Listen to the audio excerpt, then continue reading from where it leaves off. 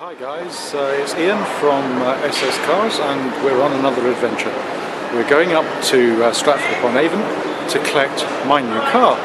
Now what we thought this time is we do a number of reviews of the top cars from the hatchback era, and today we're going up to pick a Golf R up. Now some of you may know the Golf R is actually the 300 HP version of the Golf. And it's four-wheel drive, and it's beautifully made and put together, and it's a real hatch, so it's really right at the top end of your hatch market. 2-litre engine, 0 to 60 of 4.8 or 0 to 62 of 4.9, and top speed well over 150.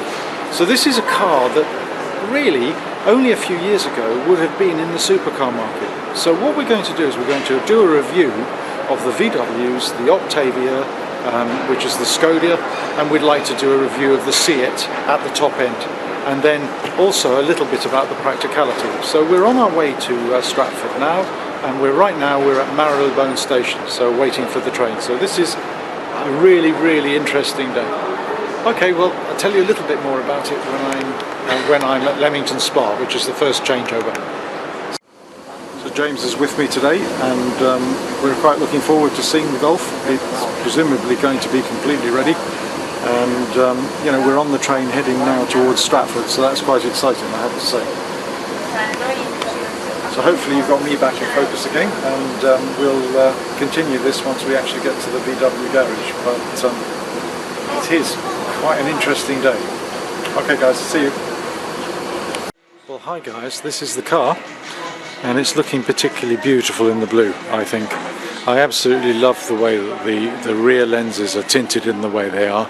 And you can see, probably if I go a bit closer, it has the 4 exhausts, which I think look fantastic. And it's got a different coloured carbon fibre type colouring for the diffuser, which I think is really good too. Now this is the Golf R, and I said earlier, it's a 4.9 to 62 machine, top speed well over 150. And it's looking absolutely gorgeous. It's 1 year old, 6,000 miles on the clock, so it's really as new in every single possible way. It's not a blemish on it, and it's going to be great fun for our everyday use.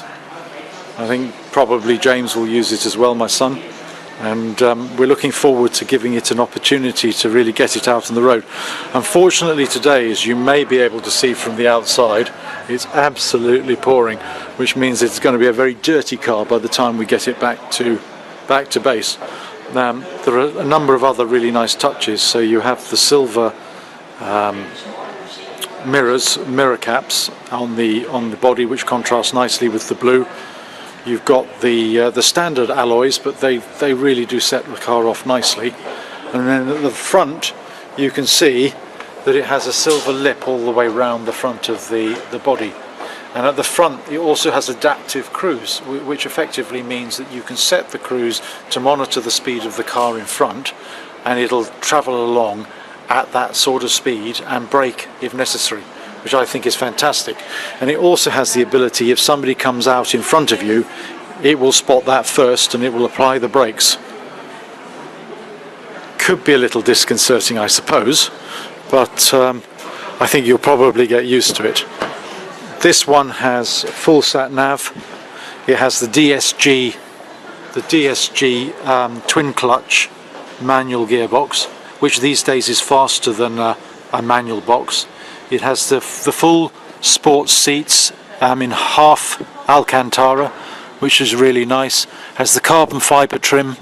I'll show you in a second. It has the dials actually light up, but you can probably also see that in the door, in the footwell, the light, we have a nice blue stripe to match the car, and actually on the door trim itself it lights up, so it's really nice. Full climate control, as you probably expect, and also this one has heated seats and the cold pack. The cold pack effectively giving you xenon headlights, heated seats, heated washers, and I'll come back to you if there's anything else. But again, it is a very practical car. So if I open up the boot, you can see it's really got a large space for your luggage, which I suppose is the advantage really of being based upon a normal 3-door Golf saloon. So whilst this one has been sort of fetid in a way with more performance and 4 exhausts and load suspension, the reality is it has the basic Golf body, which is, you know, it's practical. So it's a very good everyday car. Just close that up again. No automated boot, unfortunately, which I quite like, but my son thinks would be a real nuisance. Getting into the car, I'll come in with you. And actually what we have, which I quite like, if you can see the blue dials, I think those are absolutely superb. And it really is an immensely quality item, this car. You know, I think Volkswagen have always had the edge on Ford. So if you talk about the Ford Focus, I think the interior and the dials and the way that it's put together just has a solid nature to the actual items themselves, which makes it look like it will last. So automatically dimming rear view mirror, auto lights. Again, if I can get this back far enough, you can probably see it has the most beautiful steering wheel. It's all leather, airbag included of course, and then you have all your controls for your various functions, so from the navigation system through to the cruise control actually on the steering wheel itself, and I would assume, although I don't know, the functions for the stereo system too. That's a very, very nice item. It's just got a fantastic feel to it. The seats are multi-adjust, and then if we come round and we look in the back, if you can see this, it's actually very much a 4-seated car. Not 4-door, but 4-seated. Has privacy glass, which is quite nice, so restricting the amount that people can look into the rear. So if you do have stuff that you've left on the seat, they won't necessarily be able to see them. I just think it's just a really quality item. And as far as Autocar are concerned, this leads the pack in terms of the competitors for this car, which would be really the Mercedes A45 AMG, obviously the Focus RS, which is supposed to be a stonking car from a driver's perspective, but is only manual gearbox, and the Audi A3, which is a similar based engine, similar size car, but it's another £10,000. So why would you spend that when you can have this item for £10,000 less? Which I really do think the quality of the interior components are equal to the Golf. Okay guys, well this has just been a first initial introduction to the car. Obviously when we get it back to base, I'll do a much more detailed rundown on all the features and capabilities of the car. Also give me a chance to be able to work all the controls to show you how good they are at the same time. But I think the overall package is absolutely wonderful, and I want to thank Listers VW in Stratford for the time that they've spent preparing the car, because it really does look absolutely wonderful. Alright, well thank you very much indeed. I'm signing off. Bye. Hi guys, welcome to SS Cars. I'm James in Sun, and we are currently in the Golf R, which we've just picked up. On to my dad to tell you how his drive's going so far. Hi guys, it's Ian, and I have to say it really is a miserable day. It's chucking it down, it's difficult to drive really quickly, not that we would anyway. We're sticking very much to 65, 70, but as you probably know, this car has permanent four-wheel drive. Now that is biased towards the front wheels, so the car retains its driving characteristics of a front-wheel drive car. and Golf VW have gone to a great extent to ensure that most people that come straight out of a front-wheel drive car won't notice any difference. But with this car, it can transfer all the power to the rear should it decide, and there are various electronic functions within the car's computer that does that automatically. So you really, it's completely seamless, and you really are unaware of the transference of power. In these conditions, this is a fantastic everyday car. It is so planted. I'm really excited about driving it. I would say, you know, as you know, we have a Macan Turbo in the stable. I'd say it's equally as good as the Macan in these type of conditions. Haven't had a chance to feel the acceleration yet, so not really sure whether this car would be quicker than the Macan, but in the initial instances, in terms of driving off roundabouts and the like, I'd say this was as quick as the Macan Turbo. It feels it. Lovely driving environment, as you can probably see. James will pan across the fascia. You have lovely dials lit up blue to show you what speed and what revs we're doing, with the fuel gauge on the right hand side and the temperature gauge on the left hand side. And then in the center we all have all our diagnostics, so all the information about the car, its setup, and I'll go through these things in a much more detail later, but in essence it shows you where the car is at any point in time. Well, hi guys, it's Ian from SS Cars again, and we're travelling down the M40 back to base in the Golf R, and we've filled up with fuel, and it seems to be quite abstemious in the way that it guzzles gallons. We're getting about 30 miles per gallon, give or take, but I show you out the front window mainly because you can see how awful the weather is. James is at the wheel, so we'll pan over to James. Say hi, James. Hi guys. And he'll give you his impressions, probably not now because he's only just taken hold of the steering wheel, but we'll get him to do a quick chat before we get back home. Still getting used to the car, I think, but all's going well so far. First impressions are good. First impressions are very good, yes.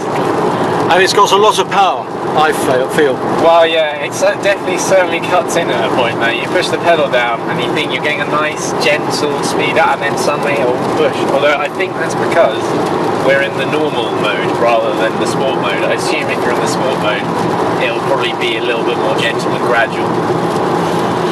One of the things you're able to do on the system is you can set it up individually for sport, which means that you can have the drivetrain and the suspension in normal, which gives you a slightly softer ride, a bit like the bumpy road button in the Ferrari, but you can have the steering in sport, which is really nice because it gives the steering a very direct feel.